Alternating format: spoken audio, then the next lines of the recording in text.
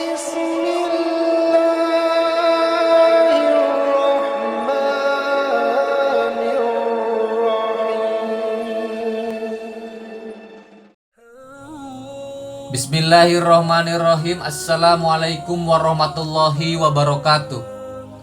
Sahabat yang beriman, ini adalah kisah wali yang namanya tertera di Lauhil Mahfuz sebagai penghuni neraka.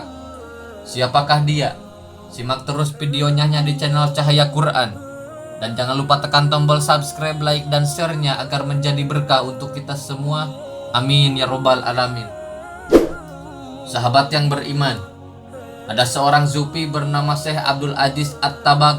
Beliau dalam kalangan tokoh tasawuf termasuk ulama kelas atas, wali min auliya illah ahli ibadah.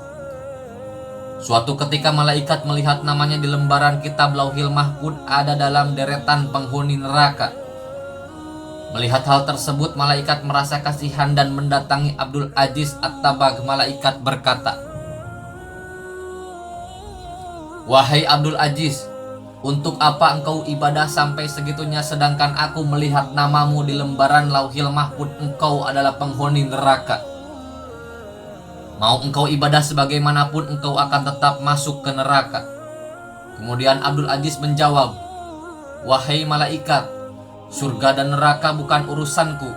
Aku diciptakan oleh Allah Subhanahu wa taala hanya untuk beribadah kepada Allah Subhanahu wa taala sebagaimana Allah Subhanahu wa taala berfirman, tidaklah aku ciptakan jin dan manusia kecuali hanya untuk beribadah kepadaku. Mau aku masuk surga atau neraka itu haknya Allah.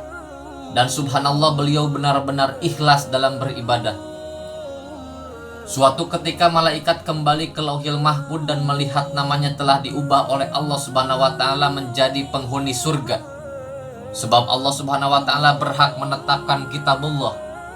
Lantas malaikat kembali menemui Abdul Aziz dan berkata, "Wahai Abdul Aziz, ada kabar gembira, baru saja aku melihat namamu oleh Allah Subhanahu wa taala telah dirubah menjadi penghuni surga." Abdul Aziz menjawab, "Alhamdulillah, tapi sekali lagi malaikat, surga dan neraka bukan urusanku.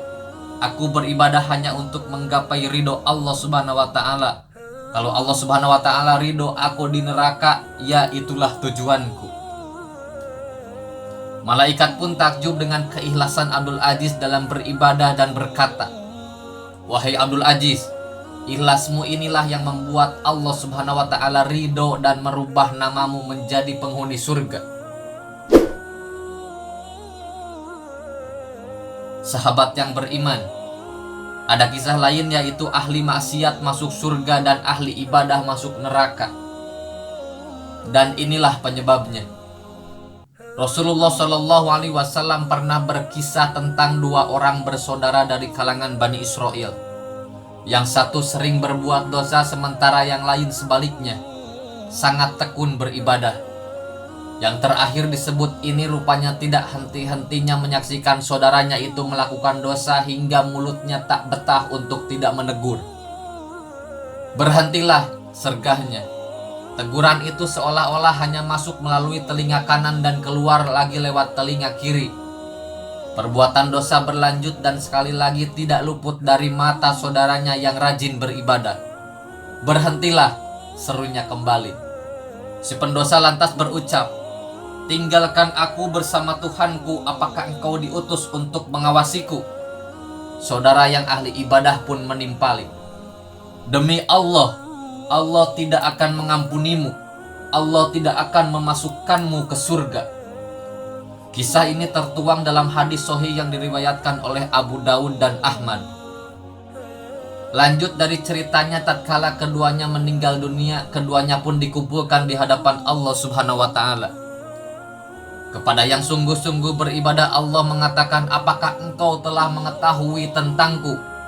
Apakah engkau telah memiliki kemampuan atas apa yang ada dalam genggamanku?" Drama keduanya pun berlanjut dengan akhir yang mengejutkan. "Pergi dan masukkanlah ke surga dengan rahmatku," kata Allah kepada si pendosa. Sementara kepada ahli ibadah Allah mengatakan, "Wahai malaikat, giringlah ia menuju ke neraka." Kisah ini mengisyaratkan pesan kepada kita untuk tidak merasa paling benar untuk hal-hal yang sesungguhnya menjadi hak prerogatif Allah. Tentu beribadah dan meyakini kebenaran adalah hal yang utama, tapi menjadi keliru tatkala sikap tersebut dihinggapi takabur dengan menghakimi orang lain apakah dia bahagia atau celaka di akhirat kelak. Sebuah kata bijak menyebutkan, perbuatan dosa yang membuatmu menyesal jauh lebih baik ketimbang beribadah yang disertai rasa ujub. Hadis lain yang diriwayatkan Imam Muslim menjelaskan peristiwa ini terjadi pada umat Bani Israel. Wallahu alam, semoga bermanfaat. Wassalamualaikum warahmatullahi wabarakatuh.